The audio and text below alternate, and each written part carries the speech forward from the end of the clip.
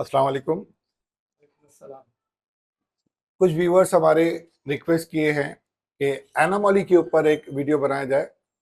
Anomaly word से अभी बहुत सारे लोग परेशान हैं जो एसआईआर फॉर्म भर रहे हैं। एनोमली क्या है, कैसे इसको दुरुस्त किया जाए ताकि आपका एसआईआर में नाम कटे नहीं या फिर डॉक्यूमेंटेशन के लिए आपको बार बार बुलाया नहीं जाए। तो हम लोगों ने एनोमली के ऊपर काफ़ी रिसर्च किया और सर से बात हुई। सर की तारुफ अपने लास्ट वीडियो में कराया था। हमारे नसीरुद्दीन साहब जो काफ़ी सोशली एक्टिव हैं और एसआईआर में बहुत डीपली काम कर रहे हैं। लास्ट वीडियो में हमने कुछ 14-15 क्वेश्चन एसआईआर फॉर्म फिलअप करने पे किया था, जिसका बखूबी सर ने रिप्लाई दिया और लोगों को काफ़ी उससे फ़ायदा पहुंचा। तो सर आज हम लोग एनोमली के ऊपर कुछ बातें करेंगे। उससे पहले हमारे साथ दो गेस्ट हैं हमारे, उनका भी इंट्रोडक्शन करा दें। हमारे साथ साकिब भाई हैं और हमारे साथ कैसर भाई हैं। ये दोनों हुकूक लिबाद के काफ़ी एक्टिव मेंबर हैं और सोशली काम कर रहे हैं हमारे साथ। अब हम लोग एनोमली से रिगार्डिंग जो 16 क्वेश्चन हैं हमारे पास, एक एक करके पूछेंगे इंशाल्लाह और जिसका रिप्लाई हमारे सर देंगे। सर एनोमली से हमारा पहला क्वेश्चन जो है कि एनोमली क्या होता है? दरअसल एनॉमली अगर किसी वोटर के डेटा में कोई कमी, कोई खामी, कोई गलती या तज़ाद विसंगति जिसको कहा जाता है पाई जाए तो उसे जो है एनॉमली कहते हैं। और ये दो तरह से होती है। एक तो डेटा एंट्री करते वक्त ऑपरेटर ने गलती की हो या हमने जो है जो डॉक्यूमेंट्स दिया हो उसमें कोई गलती हो, तो इस तरह से हम एनॉमली के बारे में जान सकते हैं। ओके, तो सर एक दूसरा क्वेश्चन ये है कि एसआईआर के दौरान किस किस्म की एनोमली पाई जाती है? एसआईआर के दौरान जो है बुनियादी तौर पे दो जो है एनॉमली पाई जाती है। एक डेमोग्राफिक होती है। डेमोग्राफिक में जो है नाम का मिसमैच, नाम की स्पेलिंग, वालिदैन के नाम में, दादा दादी के नाम में जो मिसमैच होता है, इसे हम डेमोग्राफिक जो है एनॉमली कहते हैं। दूसरा होता है फोटोग्राफी, यानी फोटो में जो है धुंधलापन हो, खराबी हो, तो ये फोटोग्राफी की जो है एनॉमली है। तीसरा जो है एड्रेस का है कि एड्रेस अधूरा हो या नामुकम्मल हो या गलत हो, तो उसे हम जो है एड्रेस जो है एनॉमली कहते हैं। तीसरा होता है लॉजिकल एरर। लॉजिकल एरर यह होता है कि अगर किस वालिदैन के दरमियान में उम्र का जो फर्क है वो 15 साल हो या वालिदैन के दरमियान में जो है उम्र का फर्क 50 साल हो, दादा और पोते के दरमियान में 40 साल का हो, तो इसे हम जो है लॉजिकल एरर कहते हैं या लॉजिकल एनॉमली कहते हैं। ओके, तो अगला सवाल सर कि एनोमली की पहचान कैसे की जाती है? एनोमली की जो पहचान होती है वो इलेक्शन कमीशन ऑफ इंडिया का जो ऐप है वो करता है। और दूसरा तरीका ये है कि बीएलओ जो है फील्ड में जाकर घर घर जाकर के जो कागजात या लिस्ट को चेक करता है, उससे पता चलता है कि इसके डॉक्यूमेंट्स में या डेटा में जो है एनॉमली है या नहीं है। सर आपने कहा कि इलेक्शन कमीशन के ऐप्स में, तो क्या ये हम खुद भी इसी नेट से चेक कर सकते हैं कि एनोमली में हमारा नाम है या नहीं है? नहीं, हम इसको नहीं चेक कर सकते हैं, बल्कि बीएलओ जब हमारे बारे में डिटेल लेता है और वहां पर उसके अंदर जो है जो अपडेट करता है, तो एक रेड कलर का एक ट्रायंगल आता है जो ये शो करता है कि इस वोटर के जो है डेटा में कोई ना कोई एनॉमली है। और जब डिटेल में जाते हैं तो टाइप्स ऑफ एनॉमली और या मेथड ऑफ एनॉमली क्या है वो हमको पता चलती है। तो वो एरर को क्या हम कैसे दुरुस्त कराएं, वो कुछ आप बता सकते हैं? जी, उसको दुरुस्त करने के टाइप्स ऑफ एनॉमलीज के ऊपर जो है हम उसको जो है दुरुस्त कर सकते हैं।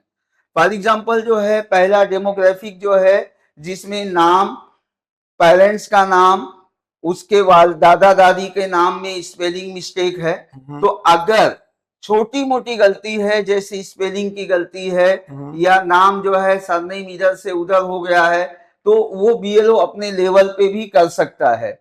लेकिन अगर वही चीज जो है बड़ी गलती है, जैसे एग्जाम्पल मैं आपको एक लेता हूं कि 2002 में मेरा नाम है नसीर अहमद मोहम्मद अमीन खान, लेकिन 2024 में वो मेरा नाम हो गया है नसीर अहमद अमीन अहमद। तो अब यहाँ पे बड़ी गलती है। इसके लिए मुझे इलेक्शन कमीशन ऑफ इंडिया की जानिब से जो कागजात जमा करने के लिए कहा गया है, जब मुझे नोटिस मिलेगी या मेरा जब बीएलओ डिमांड करेगा मैं उसको दूंगा, तब जाकर के ये मेरी अनोमली दुरुस्त हो जाएगी। सर, जो छोटे मोटे एरर आपने कहा, वो क्या हम एसआईआर फॉर्म सबमिट करने के पहले दुरुस्त करा लें या सबमिट करते वक्त दुरुस्त कराएं? इसमें एक जो है एरर या एनोमली मैं आपको बता दूं कि मेरा नाम जो है मेरे नाम में मिसमैच हो रहा है, जैसे नसीर अहमद मोहम्मद अमीन और नसीर अहमद अमीन अहमद। तो मेरे लिए एक रास्ता एकदम ओपन है कि अगर मैं जो है अपना जो प्रोजनी जो है अब अपने जो है वालिद के नाम से करा लूं। मेरे वालिद का नाम 2002 की लिस्ट में है, तो ये जगह पे खत्म हो जाएगी। ये बीएलओ अपने लेवल पे जो है खत्म कर सकता है। उसी तरह से अगर मान लो वालिद साहब के नाम से नहीं हो रही है तो मैं वालदा के नाम से कर लूं, दादा दादी के नाम से कर दूं। यानी मेरे पास बहुत सारे ऑप्शन खुले हुए हैं। मैं अपनी सिर्फ जो है मैपिंग या प्रोजनी को चेंज कर दूं और उसके बाद अपने आप मेरी जो है एनोमली खत्म हो जाएगी।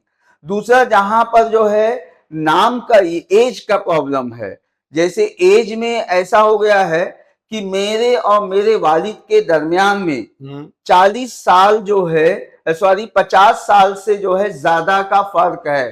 तो ऐसी हालत में मुझे अपनी डेट ऑफ बर्थ का सबूत या जो है अपना पासपोर्ट या स्कूल लिविंग सर्टिफिकेट, ये सारी चीजें मुझे देना पड़ेगा।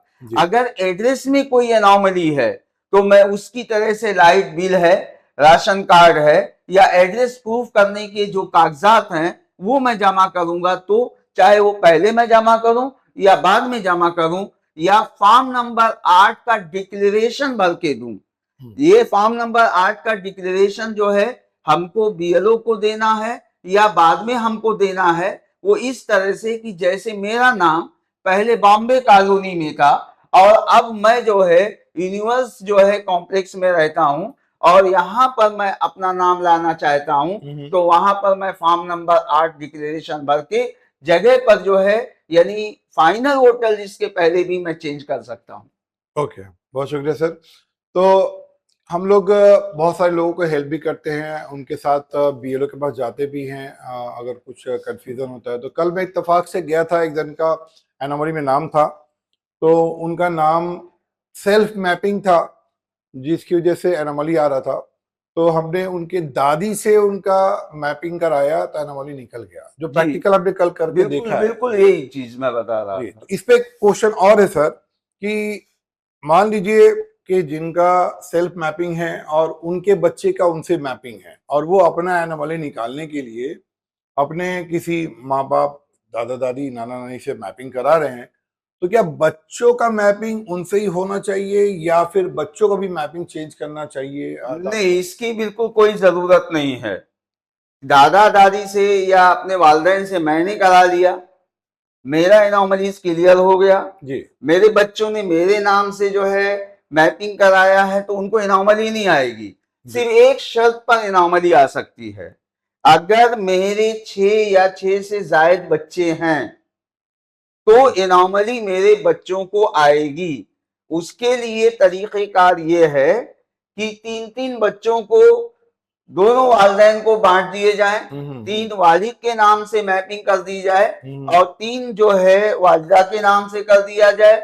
अगर और बच्चे हैं तो दादा के नाम से कर दिया जाए और है तो दादी के नाम से कर दिया जाए। तो इस तरह से उन बच्चों की भी एनोमली खत्म हो जाएगी। जी, बहुत शुक्रिया सर। तो अगला क्वेश्चन हमारा ये है सर कि अगर बीएलओ को एनोमली मिले तो उसे क्या करना चाहिए?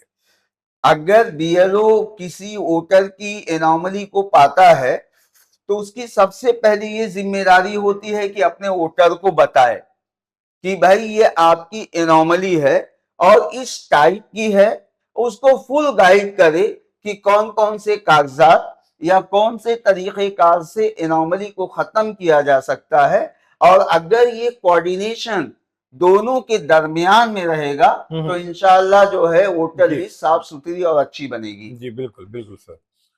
और अगला क्वेश्चन है सर, एप्लीकेंट जो है अपनी एनोमली को कैसे दुरुस्त कर सकता है? तो ये हमारे जवाब पूरे मुख्तलिफ उसमें आ गए हैं उसमें कि एप्लीकेंट कैसे कर सकता है, types of the anomaly, kinds of anomaly के ऊपर डिपेंड करता है। बच्चे ज्यादा हैं तो कैसे हमको एनोमली खत्म करना है, अगर जो है नाम में फर्क है तो हम कैसे अपने वालिदैन से मैपिंग जो है रीमैपिंग करके हम कर सकते हैं, अगर नाम में है तो हम कौन कौन से डॉक्यूमेंट जमा कर सकते हैं, इसमें हम लोगों ने पहले डिस्कस कर लिया है। जी तो मेरे ख्याल से इसका सवाल का जवाब पहले आ चुका है। बहुत शुक्रिया सर।